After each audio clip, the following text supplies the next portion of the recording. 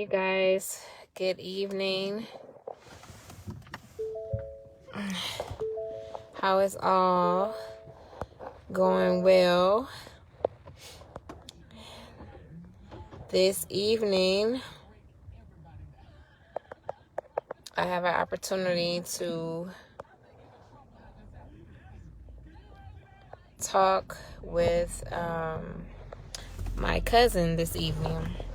I just got off with Angela Davis, so I hope you guys check out that live. Tonight we're going to learn some great information from one of my cousins, Jamila. Just waiting for her to get on.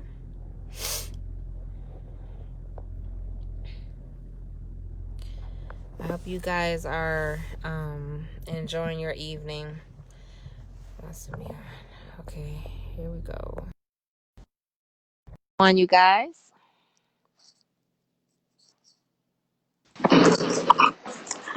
Hey, Hello. I was trying to find my headphones. I'm getting a little bit of feedback. Hold on just a second. Let's see if the headphones help. Can you hear that? So, one more time. I'm trying to get my headphones. Okay. And I was looking to see if I get them plugged in, if that will help. I was looking for them a while ago, and then I finally realized that they might be in the car. And they are really tangled. I guess the devil is alive. They are really, really tangled.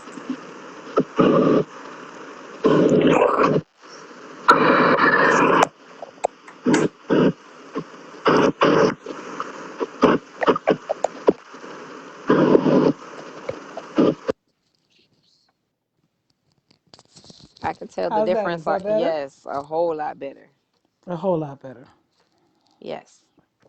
So Okay. before we get into the interview, I've been telling everybody when I start off with, I believe in the 6 degrees of separation. I believe that we are all one step, one person, one advice away from where you want to be.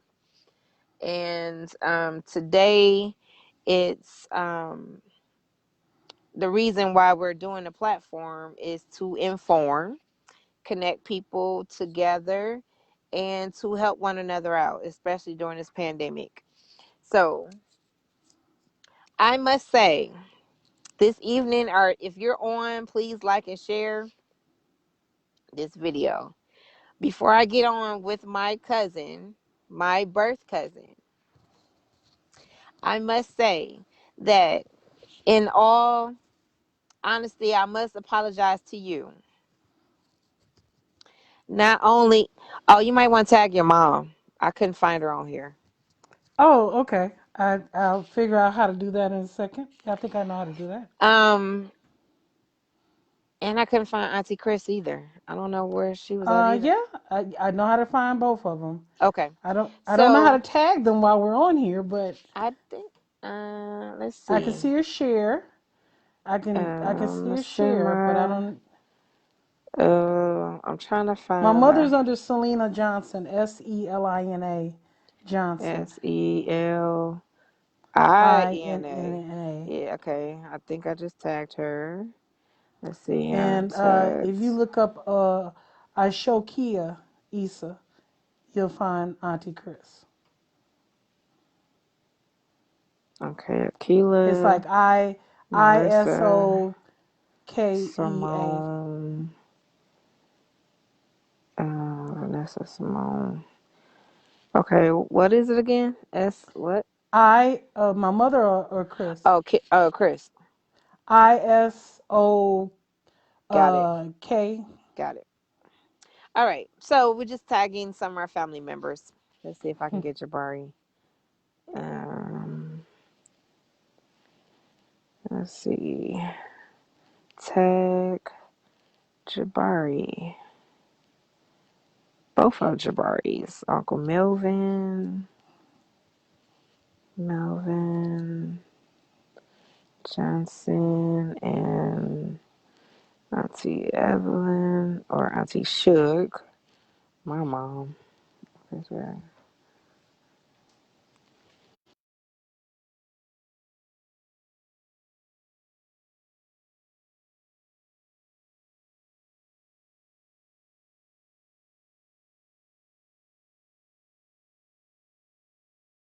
So, with the apology, so out of my ignorance, I used to think that golf was unfortunately a white thing, right? And I was like, why is my cousin the only black person that I know outside of your mom Okay. that I don't, what do you say, perform, play golf? Participates or play Yes. golf. Hmm. I'm like, who does this? And then here goes years later, the face Tiger Woods. And then from that point, it was like, oh, since Tiger plays, well, maybe this is not so bad. Not realizing that my cousin, the person that we're talking to right now, is a beast in her own right, and so is her mama in golfing. So please forgive me in my ignorance of the actual game of golf. I will start there. Well, what I will say to that is, again, you're not alone. That has been the attitude for golf among people of color for years, especially black people. And a lot of it, again, it's like so many things is systemic. The PGA for a number of years, even the PGA actually had a clause that said if you were not a white male Caucasian, you could not be part of the organization, which they call the Caucasian clause. And so a lot of times, people who did play, they started off as caddies. They were caddies who carry bags. And again, in the early years when the tour started, uh, many of the people of color that were on the tour were former caddies. And that is how a lot of them got started. I think the thing that a lot of people don't understand is there's money in golf. There's so much money in golf. There's Golf is a $82 billion industry annually. It makes more money than all four of the professional sports put together. So it makes more money than professional football, professional basketball, baseball, and NASCAR if you combine their earnings together. I did not know And that. and that being said, it is a lot of ways there's a lot of it's a very elite sport in the sense that again it does cost money in a lot of ways to play golf. And so people say, well, I don't have any money. You can just buy a basketball for a kid and he can play for hours. But again, when you look at your NFL, when you look at your NBA, when you look at your baseball, NASCAR, many of those sports, almost all of those professional athletes have some idea how to play golf.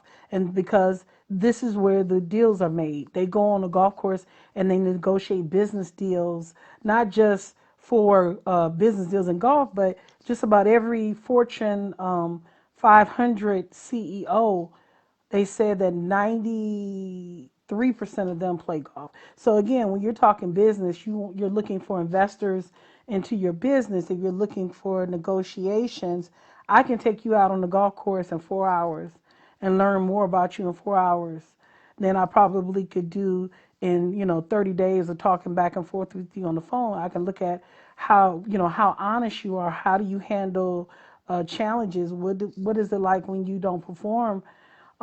And learn a lot about you as a person just by going out and playing around the golf. So that is why it is the sport of choice for so many business people, because that's where the money is, that's where the deals are made, And as people of color, we miss out because of our attitude. You know, if it's not football or basketball, oh, that's boring. It's it's no fun. But they will tell you golf is the second most difficult sport to learn and compete in. And if you wanted to know what the number one sport is, it is I think it's called polo. Is it polo the one that you're on the horse? It's polo that you're on the horse, correct? Yes. So basically, it's golf on a horse. So that's more difficult than just golf. Is golf on a Wow. horse. So, but yeah, that is the difficulty of the game. I know. Me and my husband went to Traverse City for our honeymoon, and we saw the putt putt golfing. Right? He had never played before. I've played before, and we did two different games, both 18 holes. Right? By the time, and it was nice and hot outside. By the time we got to the second round, I would say by the time I got to the third hole, I was like, you know what? I'm just tired. Can we just hurry up and just, go with the swing? Like, hurry up. I'm done. I'm over. I'm like, this is just too much. So I can imagine the level of just being in shape for one. Two, the accuracy of lining up the ball to the hole and the further away and this and that. I'm like, yeah, I give it And a up to lot of these people, people. And a lot of people don't. They say, "Oh, golf doesn't require any athleticism." And again, like you said, Tiger. I know Tiger proves so much of that, but the average professional golfer on the tour, most of them are swinging the club at 110 miles and up. So one again, the torque that your body has to go through in order to generate that type of club head speed and the swinging of the process. Not to mention, everybody assumes that as golfers, we're all riding the nice little golf carts. It looks great. Oh, surely you're driving everywhere, but if you will notice that in junior competitions, that's children, high school competitions, college, or professional, we walk. And when you're at a really nice golf course, most likely in a round of golf, you're going to walk anywhere between 7 to 10 miles easily. And Wow. so you're walking 7 to 10 miles. You're a lot more golf carts. The push golf carts are being utilized. But if you're carrying your bag, you're walking 7 to 10 miles. You're carrying somewhere about 35 to 40 pounds on your back. You're not walking on a flat course, so you are walking cross country, uphill, downhill, on the side, carrying these clubs. And so you do need to be in a certain amount of shape because you want your performance to be the same when you tee off the first hole, and you don't want exhaustion to set up. You need a certain amount of endurance so that when you're on the 15th hole, you're still able to perform on the 15th hole, just like when you teed off on the first or the second. So, yes, it's a lot of core exercises that go into developing a golfer. So, how long have you been golfing? 41 years. I know, right? 41 years. That's why I had to think about it. I'm like, wait a second. Yeah, how old am I? I started playing golf. I'm 45. I started playing golf when I was 4 years old. My mother started me, like you were saying. She actually introduced me to the game of golf. My mother was a super athlete. She played and actually competed in about 13 different sports. And of the 13 sports that she competed in, other 13 sports that my mom competed in, um, golf was the one that I was drawn to, and she actually kind of like sacrificed her participating in the sport so that I could have a chance. And so I started competing in golf when I was about 5 or 6. And by the Mm. time I was 6, she had started a club or institute to introduce children in Detroit to the game of golf from ages 4 to 17. And we actually not only competed within the state of Michigan, but we would fly as far as California, Arizona, and just imagine flying, we're talking about, again, we're talking about 30, 40 years ago, flying 22 kids or 25 kids across the country to compete in golf, which was unheard of at that time. And even after I grew up, I went to college on a 4-year golf scholarship at Jackson State in Jackson, Mississippi. My head coach was Eddie Payton, which is Walter Payton's brother. And even during that time when I was in college, she was still running the program, which, oh, by the way, is still going today. And she's taking children to the Masters, which is like the Super Bowl of golf. She's taking children to the U.S. Open. She's just really exposed them because, again, anybody who has children understands that the greatest way and the greatest gift you can give is exposure and Mm. introducing them to new things and giving them the opportunity to see if it's a fit. And so, again, not a, many most of these students would never grow up to be professional golfers. A couple of them have pursued being professional golfers, but again, they've utilized knowing the sport in their personal lives as far as business deals and just getting out and again keeping in good shape and introducing their children to the sport. Now, I will say when I was watching Michael Jordan, his last document that he did, um, he talked about how he loved golf.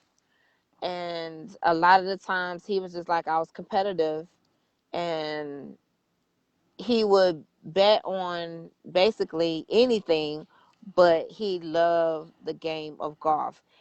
Anytime that he was not on the basketball court, he was golfing, and he had other people on the teams that he was around, or just business people, his security, all of them played golf.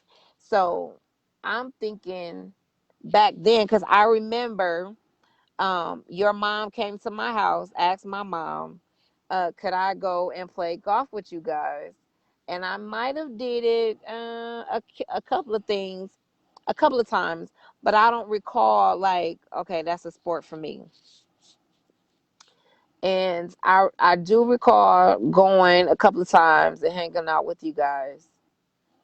But again, that golfing was not my calling. Now I must say we come from a family of athletes. Absolutely. I don't think it was, well, there are some that didn't play, but the majority of us um, played some type of sport, or we were in aerobics, dancing, something when it came to, especially in school. That's what we did. Right. So we have cousins that um, ran track. Um, your dad, Jabari was running track at Cass at the same yes. time. Yeah, he was on the track team at Cass at the same time that I was captain of the golf team at Cass, and we were winning the city championship. So yes, Jabari was there competing at the same time that I was competing. So while you guys were over there running, I was running at Osborne. Right, So some of the times when I would go to meets, here I am like, hey, there go Uncle Melvin. Hey, Auntie Suge, what you doing right, here? Oh right. yeah, Jabari's over here running. And I'm like, okay. So, and he broke so many records, just like you broke records.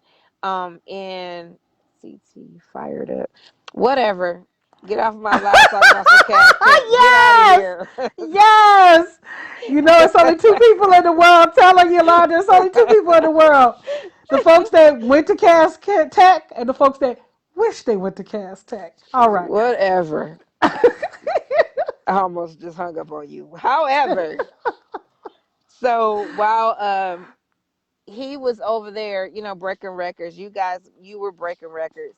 It was like, wow, I was proud that our generation was carrying on the Johnson gene of being athletic, which is Yeah.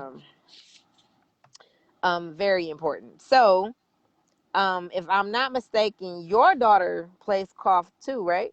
Does she She play golf? does. She plays. Yeah, she's played junior. Actually, that's what's behind me. I was looking at behind me in the camera. On that wall right there, that long wall with the same award. She's played golf junior varsity for a high school almost all 4 years since she's been there, and she does not do track. She does more field. She's actually a shot putter Okay. for track and field. So yeah, she plays golf. She loves the game. She is my right hand when we go out and teach and introduce. Hey Trinita, Hey. she is my right hand when we go out and introduce students to the game of golf. One of the last things that we got to do before Corona, and it was last summer, was we actually for the county and for 4-H, we had a Chinese delegation of students who were here for foreign exchange, and we had about 50 students. And even though they weren't necessarily speaking English, and I didn't speak Mandarin, um, I was able to. Golf is a universal language. I was able to teach them the basics of golf and teach them how to grip the club and swing. And they just had a ball. I actually have videos of that. They actually had a ball, and she was right there working with them. Again, nobody, they barely spoke English. I didn't speak any Mandarin except for like shusha, which means thank you, and that's about the limit. So, but yeah, it's one of those things. She plays golf, and it is something that, well, I know she will continue to do for the rest of her life. And I was about to say that. So basically, with your mom, I think I seen on Facebook an old picture with Palmer, correct? Yes, my mother received the highest honor that you could get by one of the highest honors that you could get for junior golf or your work with junior golf from the PGA Tour, which was the Card Walker Award. She was actually the first woman to receive the Card Walker Award from the PGA Tour. And so, yes, that was the event where she was there, and she was there with Arnold Palmer and so many of the other legends from that time period. And, Arnold Palmer is still a legend, but again, Chi Chi was there, Arnold Palmer was there. She's done things with Bob Hope, Samuel Jackson, President Ford. She's gotten to meet a number of dignitaries. Um, right before he passed away, the late Charlie Sifford was the first African American to receive his, I want to say, to play on the PGA Tour. I don't want to say to get his card, but play on the PGA Tour. And he did so much for the game of golf. And again, she got to meet him back in the day, and a lot of the trailblazers, like James Black and some of them, they would actually come for the junior program. They would actually come to Michigan for one of the tournaments at the TPC, and they would actually come down to Palmer Park Golf Course, and they would put on workshops for the students, so that this one Calvin Pete, I will never forget Calvin Pete because Calvin Pete was one of my heroes. Calvin Pete even paid for me to go to the Golf Digest School and get additional training, which helped develop my game so that I could go to college on a full scholarship. So I am forever in debt to Calvin Pete for seeing that in me. But again, these professionals and celebrities that she's met, golf did a lot of that and is still paving the way. And again, these are not necessarily, some of these folks are not necessarily professional golfers. They are just people who are passionate about the game, who understand what the game can do. And perfect example, Steph Curry. Everybody knows Steph Curry plays golf. Steph Curry's been playing golf since he was a child. His father played golf, and Steph Curry donated an endowment to Howard University, which helped them restart their men's and women's golf team. And you know, wasn't basketball. It was golf because he understood the nature of the beast and what golf could do, and the relationships and the funding. Augusta National just donated $500,000, I think, to Payne College. Definitely, not. I'm trying to think of his name. I can see his face. He just donated 500,000 to Jackson State. And again, all of this is golf. So, golf Golf is real. Golf is real. Wow. It's everything. So, if you're just tuning in again, like and share the video. And this, like I said, is my cousin who has been playing golf, been around golf forever since I've known her. Now, of course, she's older than me, but um, Should I say not that much older than you? it's just the fact that you're older and leave it at that. Oh, okay. So, what you're currently in Maryland, correct? I am Maryland. currently in Maryland. I work at the University of Maryland Eastern Shore, which is a historically black college founded in 1886. Hmm. Originally, I moved here from Chicago, Illinois, to work for the PGA Golf Management Program, which is a program, it's an academic program, which when the students finish completing their degree, it's a 4.5 year program, they are actually eligible for election to become Class A PGA professionals. What drew me to UMES was that the program was there, and it's only one at a historically black college and university. So currently there's about 18 programs nationwide, and this was the only one that was at a historically black college and university. And for the program for 10 years, I served as the academic coordinator, recruiter, really worked with retention for the program. And because when I first got there, there was something like 76 African Americans in the PGA who were Class A PGA members out of 28,000. So about 76, yeah, I know, 76 blacks out of 28,000. That's how many had Class A memberships. Remember, I told you the attitude towards the sport for many of us. And since that time, that was about 10 years ago, 11 years ago now, we've probably graduated close to about 30, maybe 35 African Americans out of that program.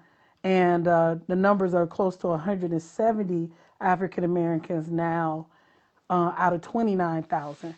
And while, again, they might not understand the significance of that, but again, now that means that a third of those students that represent people of color in the PGA Class A's came out of our university. And that was the passion and the reason I was there to help offer opportunities and recruit students and let them know that this is something that they could do for the rest of their life and find enjoyment and money in and things, because a lot of times if we don't see something or we don't see people like that or we don't think about things like that on our own, then it's not a reality for us. So that's, that's what I set out to do all those years ago. And even while I was there, um, we hadn't had a men's golf team in 59 years. And so I started the men's golf team and became the second African American woman to start a Division One golf team and start and coach a Division One golf team. And I did that for about 3 or 4 years. And then a few years later after that, I started the women's. We had never had a women's Division One golf team at my university, and I started the women's program. And both of those programs are still going. And again, it's about exposure. I also even used to teach introduction to golf class, just so that if they were not a golf major or they were not familiar with the game, it would give them all the things that you probably would have loved to have, which was the basics and the significance and the history and the money and just kind of the lingo, because everybody knows football lingo. If I say hut, hut, hut, if I might say, a field goal or, touchdown, but when I started saying birdie, um, albatross, uh, you know, penalty stroke, out of bounds, there's no images that come to your mind. You might not even be familiar with the words. So the ideal is again to create that familiarity so that it levels the playing not just out on the golf course, but it levels the playing in the business world and allows our children to function and be a part of it. So why do you think? I mean, in your opinion, um, that everything is geared toward those other sports versus golf? Because, like I said, I didn't know anybody other than you and your mom that actually played golf or wanted to play golf. Well, to be brutally honest, a lot of it's social economics in the sense that, like I said, it was a very elitist sport. It still is very elitist when you really get to talking about the memberships and how much for like some of the top golf courses in the country. It costs $400 to play a round of golf. Just to go out and play 18 holes, $400. But you know, again, there's local public courses that people can play for much less.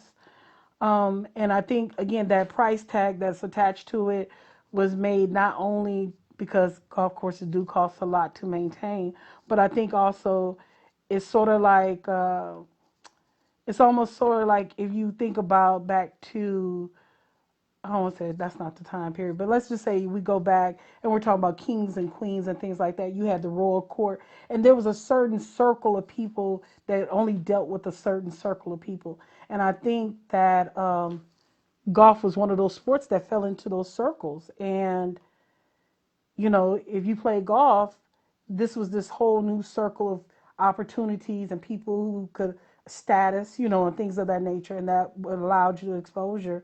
And those people often did not want people who could not fit into those statuses to be part of that circle. So I think a lot of people, yes, redlining, absolutely, redlining for sports. And so the programmings and things that would expose and allow students to excel sometimes in those sports like golf, tennis, things of that nature, they were discouraged. They were not encouraged. Those programs were not fostered.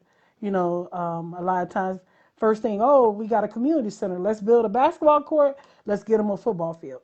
Nobody's saying, oh, well, let's build a couple hidden bays and a miniature golf course or just a short executive golf course, which is like really short holes. And let's build a little executive golf course so the students can work on their short game and get out here.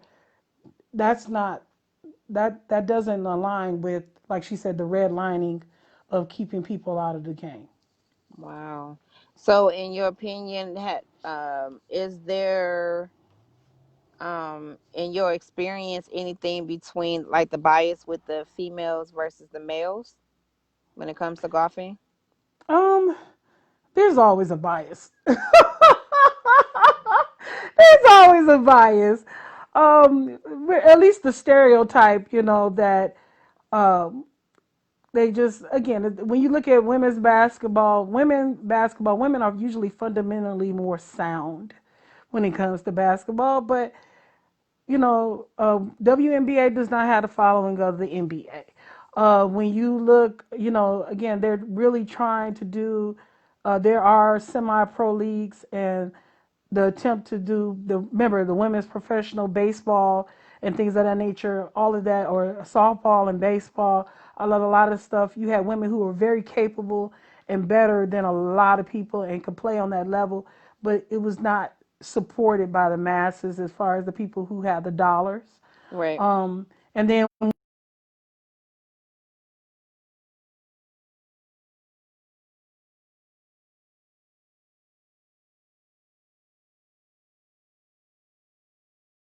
for our households and everything else, and we have a powerful dollar. So yes, gender equality shows up in everywhere, and golf is no different. Gender equality when it comes from the cost or the purses that the women's make when they play in a tour event versus the men.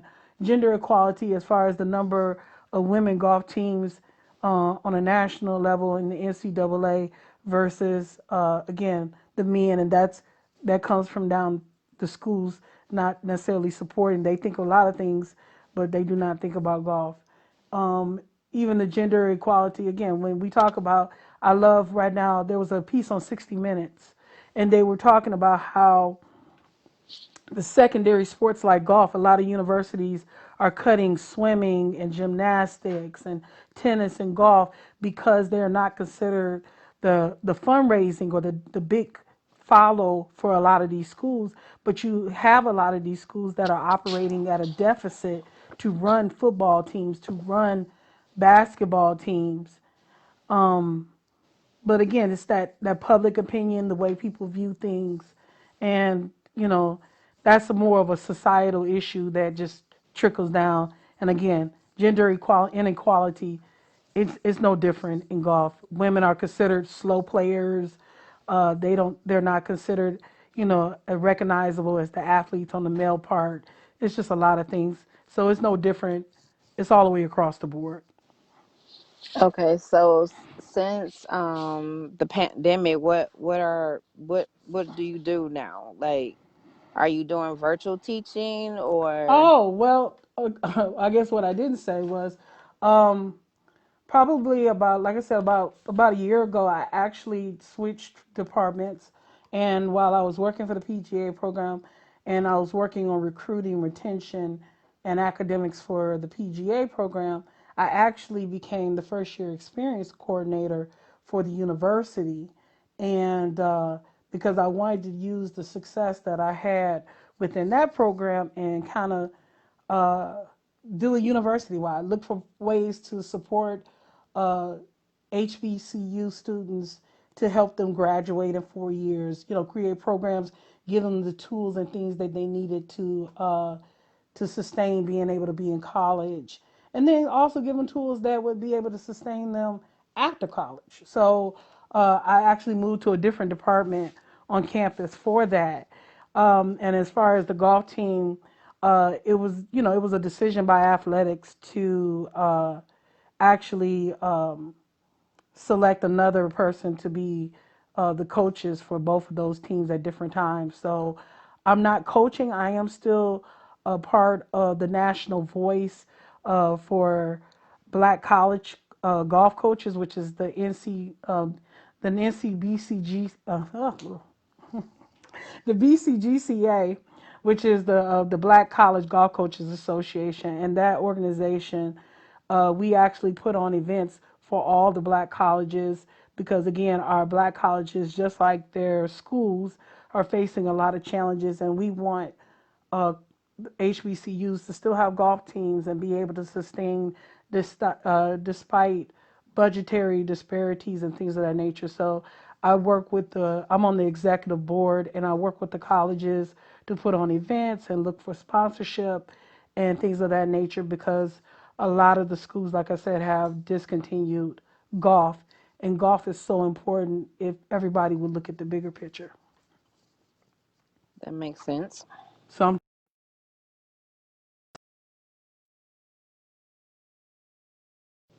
golf for 4-H. I actually created a 4-H. Most people are not familiar with 4-H, but 4-H is an organization that teaches students from like ages 5 all the way through 18 on agriculture. It teaches them home economics. It teaches them STEM, a lot of different sciences and things of that nature.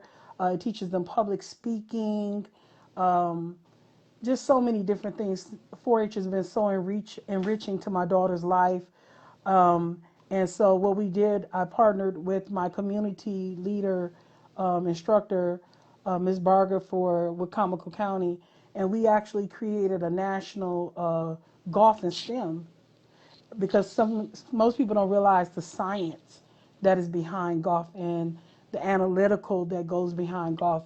Like I said, golf is a thinking sport. It's a whole lot of science, angles, mathematics, the balls themselves, the everything from the materials of being graphites and again aluminum and all of those things. So we paired it up and we did that camp, and this would have been our this past summer would have been our 4th year doing that camp.